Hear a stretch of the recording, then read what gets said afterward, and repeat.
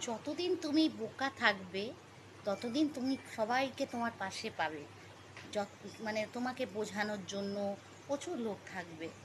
আর যখন তুমি সত্যিকে সত্যি আর মিথ্যেকে মিথ্যে জানতে শিখবে, একটু তুমি ম্যাচিওর হবে, যখন তোমার মধ্যে সেই জিনিসটা আসবে যে কোনটায় ঠকে যাওয়া আর কোনটায় মানে ভালোবাসা, ভালো লাগা বা ভালো, নিজের ভালোটা যখন তুমি বুঝতে শিখবে, তখন দেখবে তোমার চারপাশে কেউ থাকবে না, কোনো ভালোবাসার লোকও থাকবে না।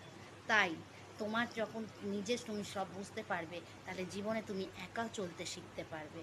যদি তোর ডাক শুনে কেউ না আসে, তবে একলা চলো রে।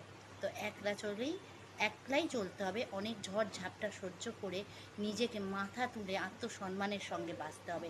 এই আত্মসম্মানের সঙ্গে বেঁচে থাকাটাই হচ্ছে জীবনের আরেক রূপ এবং আমাদের জীবনের চলার সঙ্গী।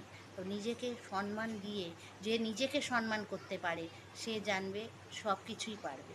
নিজেকে আগে সম্মান করতে হবে, তবেই আমরা অন্যকে সম্মান করতে পারবো। নিজেকে যদি সম্মান করতে না পারি, আমরা অন্যকে কী করে সম্মান করব, এবং আমরা অন্যকে বুঝতেও পারবো না। আগে নিজেকে বোঝো, তারপর তুমি অন্যকে বুঝবে।